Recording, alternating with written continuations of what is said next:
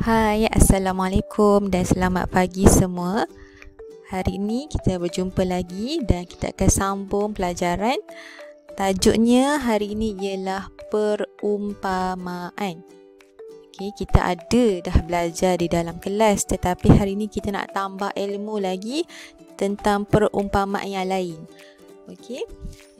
Tetapi sebelum tu cikgu nak kita semak dulu jawapan yang tugasan yang kamu buat semalam. Okey. Jadi keluarkan pensel warna merah untuk kamu tanda. Okey, yang ni cikgu ambil satu contoh yang kawan buat. Okey, sebenarnya peta buih macam-macam peta buih yang cikgu nampak kamu buat semalam. Cikgu terkejut juga sebabnya kita dah pernah buat tapi masih ada yang salah buat. Okey, tapi ni cikgu tunjuk contoh peta buih yang betul lah. Okey, peta buih yang betul yang ada bulatan, ya betul, bentuknya bulatan, tak boleh buat bentuk lain Okey, peta buih mesti dia berbentuk bulatan. Okey, dan kemudian dia kena ada ni anak panah ni. Okey, ada yang tak buat. Okey, jadi siapa yang tak buat anak panah tu sila buatlah anak panah. Okey. Kemudian yang siapa yang tak buat bulatan tu tak buat bentuk bulatan tu tak apalah. Okey, lain kali jangan salah lagi lah kiranya. Okey. Okey, jadi selesai yang peta buih, kita akan pergi ke yang buku aktiviti. Okey, ini adalah cadangan jawapan daripada cikgu. Okey, yang pertama, okey, wah. Okey, ingat wah untuk menyatakan perasaan yang kagum. Okey, wah luasnya tasik kenyir ini ayah. Okey.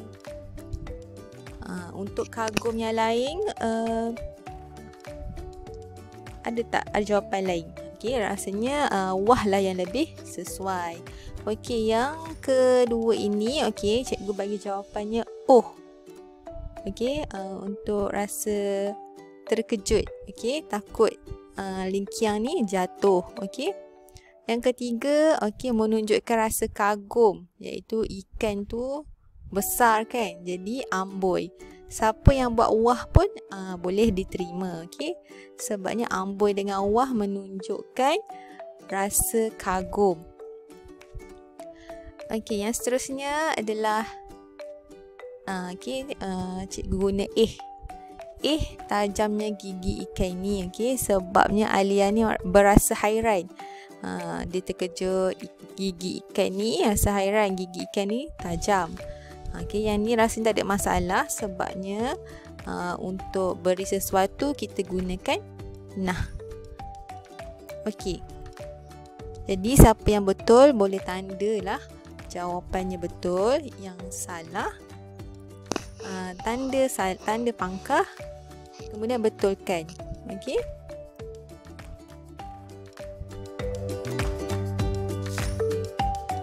Okey, seterusnya kita akan pergi kepada tajuk pada hari ini, iaitu tadi adalah perumpamaan. Okey, sedia tak semua? Okey, hari ini cikgu nak awak buka buku aktiviti bukan buku teks. Okey, tetapi boleh lihat dulu di skrin. Ini untuk kita belajar tentang maksud perumpamaan. Okey, mungkin hari itu di dalam kelas ada yang tak berapa nak faham lagi. Okey. Okey, jadi maksud perumpamaan. Okey. Okey, ingat tak, perumpamaan ialah sejenis peribahasa yang membandingkan sesuatu dengan keadaan sekeliling. Okey. Kata kuncinya ialah membandingkan sesuatu. Okey. Maknanya kita bandingkan sesuatu tu dengan keadaan sekeliling apa yang ada pada sekeliling kita lah. Okey. Okey, dia ayat untuk perumpamaan ni biasanya akan dimulakan dengan seperti, bagai, umpama, ibarat. Masih ingat lagi tak? Okey. Mari cikgu tunjuk contoh perumpamaan yang ada. Okey, yang ni kita ada belajar dulu. Seperti katak di bawah tempurung. Ingat lagi tak maksudnya orang yang cetek pengetahuannya. Maknanya dia tahu keadaan dalam tempurung tu je. Dia tak tahu tentang hal dunia luar. Maknanya ilmu yang dia ada sangatlah sedikit. Okey, contoh yang seterusnya boleh tengok.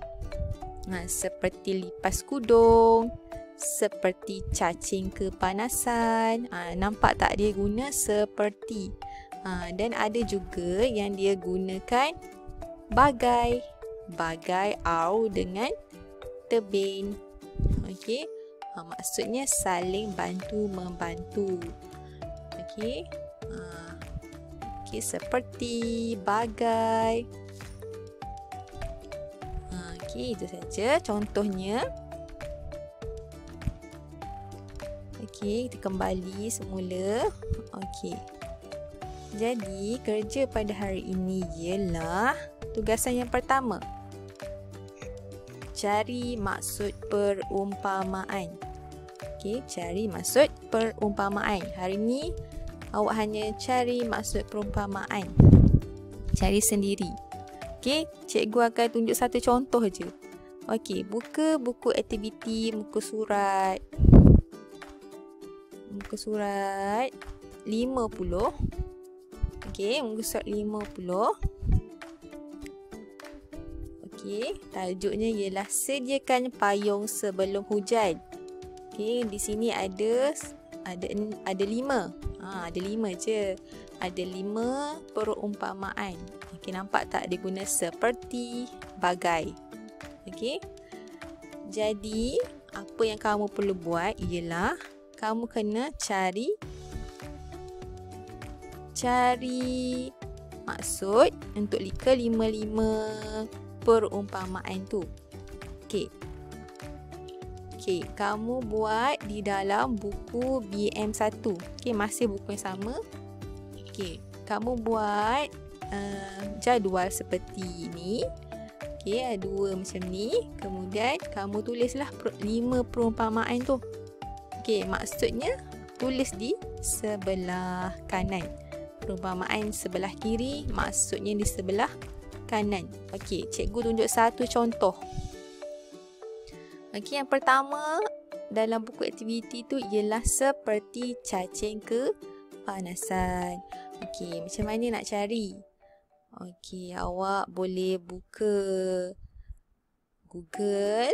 Okey, tulis seperti cacing kepanasan.